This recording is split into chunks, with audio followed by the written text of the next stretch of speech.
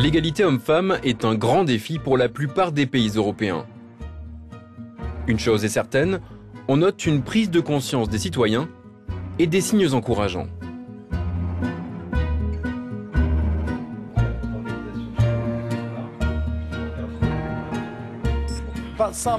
Mais à Bruxelles, beaucoup pensent qu'on n'en fait pas assez dans le monde des affaires. Alors certains vont jusqu'à proposer d'imposer des quotas aux grandes entreprises pour que leur conseil d'administration soit composé d'au moins 40% de femmes.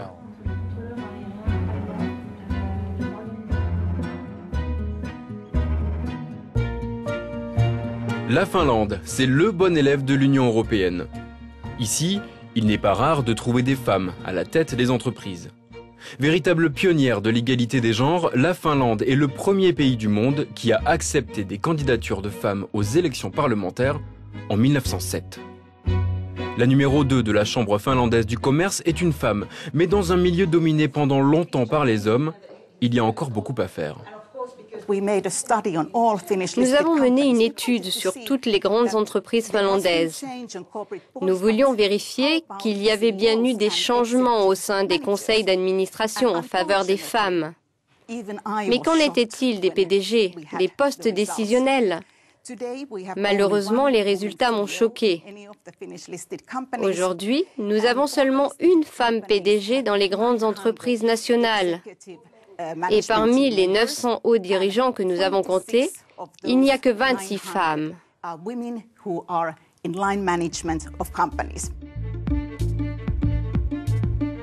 Alors, faut-il imposer des quotas? Pour la Chambre de commerce, la réponse est non. Mais pour une médiatrice qui reçoit chaque année plus de 1000 plaintes pour discrimination, les quotas pourraient être une solution.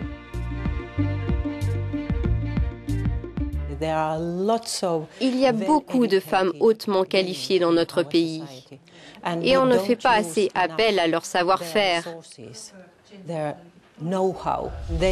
Elles font de grandes carrières dans le secteur public ou en profession libérale.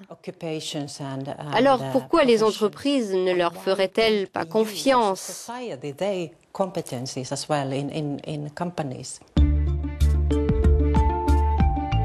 Les quotas existent déjà dans les entreprises publiques en Finlande, un pays progressiste qui a beaucoup misé sur la politique familiale et où le père de famille est encouragé à jouer un rôle important.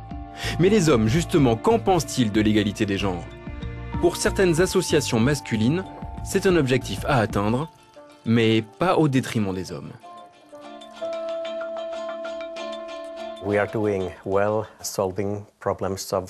avons raison de résoudre les problèmes des femmes. Il y en a encore, mais nous avons beaucoup progressé. On a atteint un certain consensus.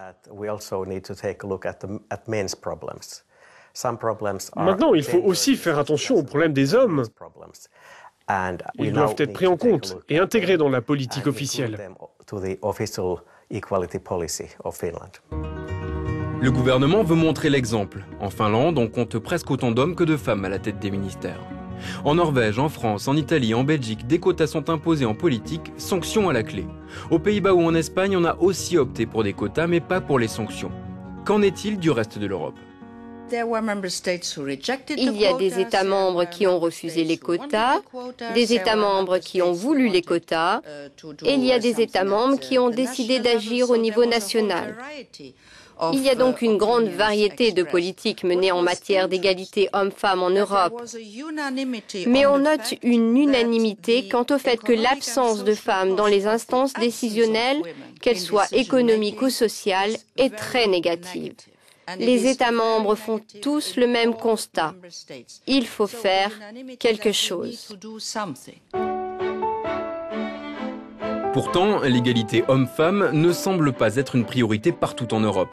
Ici, en République tchèque, les services de la petite enfance sont limités et le modèle traditionnel du couple reste une norme.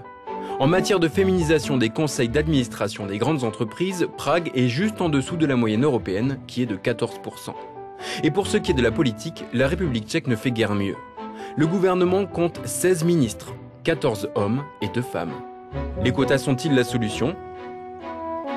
Pour la directrice de la plus importante ONG du pays qui lutte en faveur de l'égalité homme-femme, la réponse est oui, mais seulement dans le secteur public.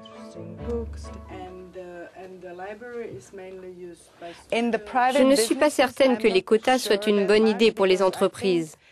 C'est difficile à mettre en place parce qu'on ne peut pas leur dire « mettez 40% de femmes ici ou là ». Cela prend du temps et il faut que des femmes qualifiées soient déjà présentes au sein des directions si on veut les promouvoir. Il faut donc mettre en place certains programmes sur le long terme, sinon ça créerait un vrai désordre.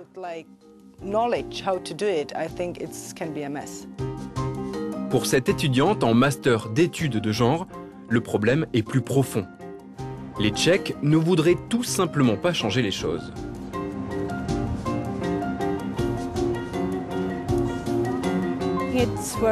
C'est très important de commencer à évoquer l'égalité homme-femme dès l'enfance, dès l'école primaire. Sans cela, les gens verront le changement comme quelque chose qu'on leur impose. Et quand on vous impose de changer, vous avez tendance à refuser. Alors, imposer des quotas, ce serait simplement contre-productif ? Je suis favorable aux quotas, au moins temporairement. Je viens de vous dire que les gens n'aimaient pas les obligations, mais si on ne force pas les choses, les citoyens ne prendront jamais de bonnes habitudes. Si on ne fait rien, cela ne se fera pas naturellement. Le gouvernement tchèque est contre les quotas. Il opte pour des mesures moins restrictives, en encourageant le tutorat pour les jeunes managers ou en mettant en place des ateliers pour promouvoir le dialogue au sein des entreprises.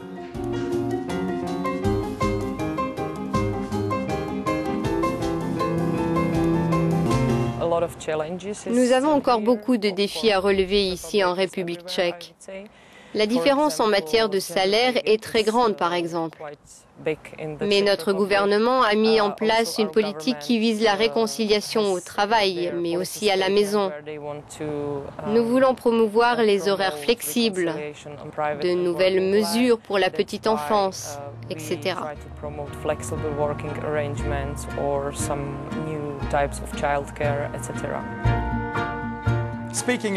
À propos des différences de rémunération entre hommes et femmes, la journée européenne pour l'égalité salariale vient d'avoir lieu.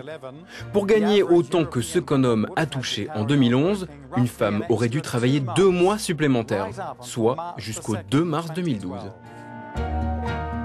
Et pour accéder à des postes importants, les militants de l'égalité continuent de penser que les femmes d'Europe doivent avoir droit à un peu plus qu'une simple chance.